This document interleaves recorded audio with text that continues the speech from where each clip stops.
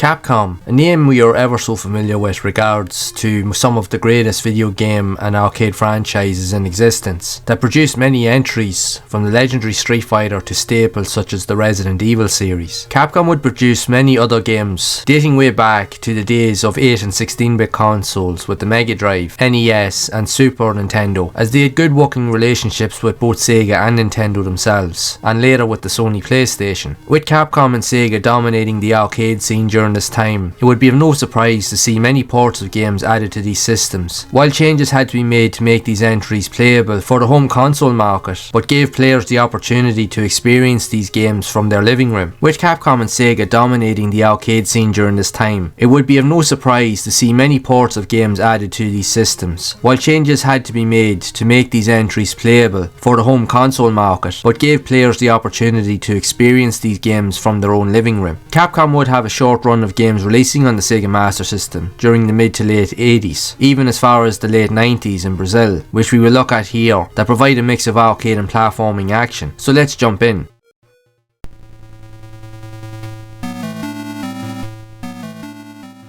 We begin with Forgotten Worlds, that released all the way back in May of 1988, also known as Lost Worlds in Japan, that is a side-scrolling shooter that began life as a co-op game in arcades before being ported to systems later on. The game could be operated with two players simultaneously to play co-op as you shoot your way through the many stages, eliminating waves of enemies and dealing with challenging boss encounters. Unfortunately, the Master System version would only be a one-player experience, due to the lack of functionality and buttons on the controller, which heavily limited the experience. The buttons in this version are used to rotate the character on screen to aim weapons at enemies, while the use of special abilities would require pressing both buttons simultaneously to operate. As you move the characters around the screen, you have the ability to rotate your weapons while shooting in 360 degrees, giving you a chance to defeat enemy attacks from all angles. During the early stages of the game's development using Capcom's CPS-1 board, it was originally intended to be a standard side-scrolling shooter mimicking many other games similar to the market, but due to controversy surrounding the game's overall difficulty, many changes were made incorporating the 360 degree rotation system, making it easier to engage in combat situations. Even with these changes, with the aim to make the game stand out from its competitors, Forgotten Worlds failed to generate enough income upon its release due to a flood of similar games appearing on the market during the time, and the shortage of chips for the CPS-1 board, along with the increasing expenses to develop them, didn't help. However, the game still received above average feedback with reviews of the time, as it was still seen as a decent alternative for players who couldn't play the arcade or more expensive versions on other consoles.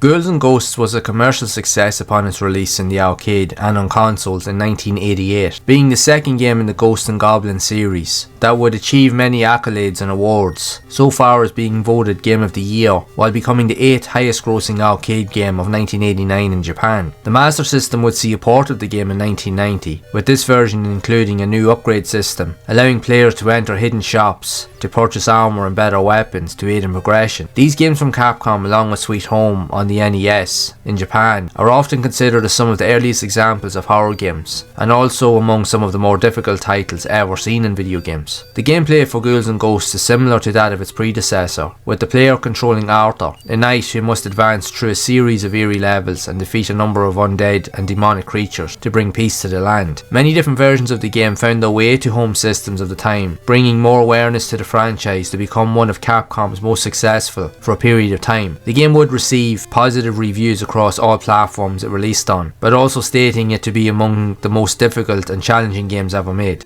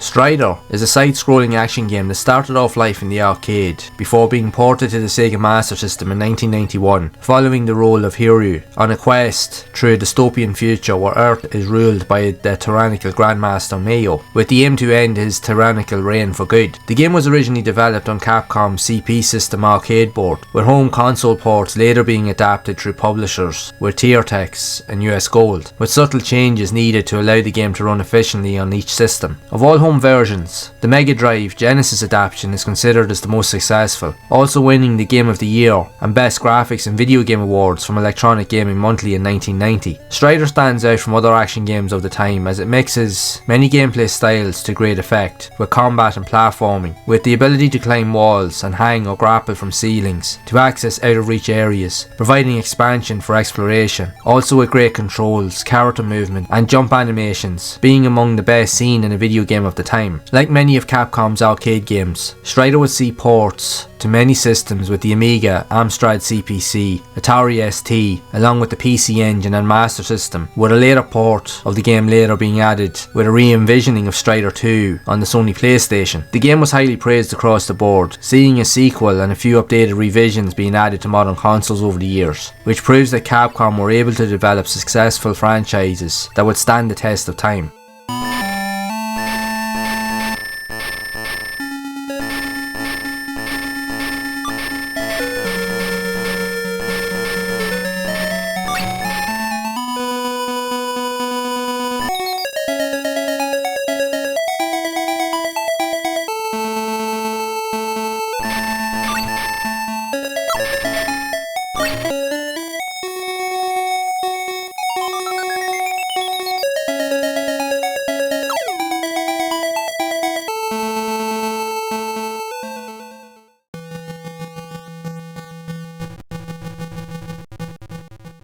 Mercs originally released as Senju no Akamai 2, otherwise known as Wolf of the Battlefield 2 in Japan, which is a run and gun video game developed and published in arcades by Capcom in 1990. It is a sequel to the 1985 video game Commando, Senju no Okami in Japan. While not as successful as its predecessor, Mercs was well received by critics and was a moderate commercial success. The game acts as a top-down scrolling action shooter, defeating waves of enemies and bosses to complete each stage. The arcade version gave access to 4-player co-op and would be developed by Capcom themselves, while the console ports would be handled by Sega, US Gold and Teartex. The Master System version would only see a release in Europe and in Brazil. The plot follows members of a covert counter-terrorist team of mercenaries known as the Wolf Force on a mission to rescue the former president from rebels in a fictional African country. The game has 6 main levels plus a final level where your mission is to rescue the former US president, while providing an arsenal of weapons including real-world machine guns, shotguns, flamethrowers and grenade launchers. Several missions even have pilotable vehicles available. The Mega Drive version would receive some notable changes, while having access to the arcade edition would also provide a new original mode with new missions and locations to explore, adding even more value to the experience. This game, along with the other entries in the series, would later be included in Volume 4 of the Capcom Generations Retro Collection on both the Sega Saturn and PlayStation.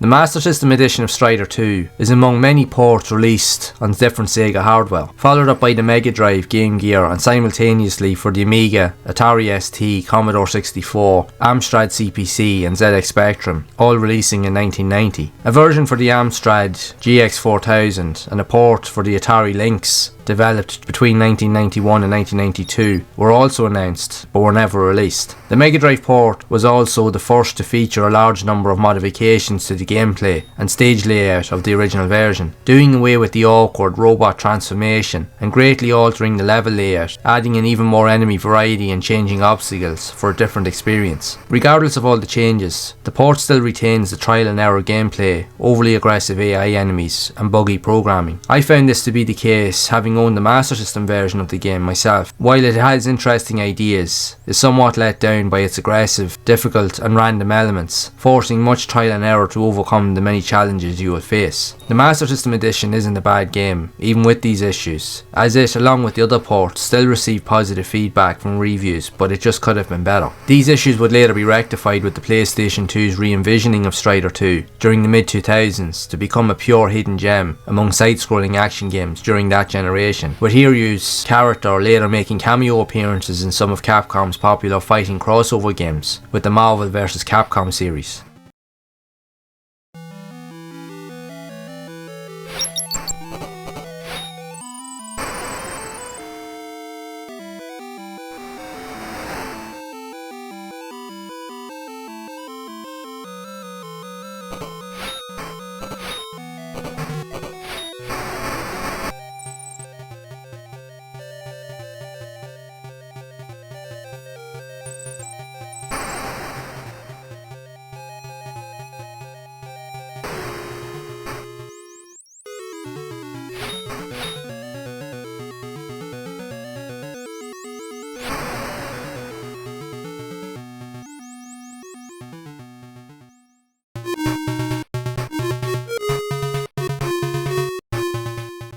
Street Fighter 2 would be the last of Capcom's games to be ported to the Sega Master System, later in 1997 through Tectoy in Brazil, mixing elements from the Mega Drive versions of Street Fighter 2 Special Champion Edition and Super Street Fighter 2 The New Challengers. The game is fast paced with some impressive visuals, being among the best seen on the console, with all of the iconic movesets and special abilities to use for each of the fighters, providing an interesting way to experience one of the greatest fighting games ever made. I have covered Street Fighter 2 previously in another video that you might also want to check out. While the Master System edition lacks in areas compared to the original arcade and 16-bit counterparts, it's still a fun but challenging game that is worthy of any Master System collection.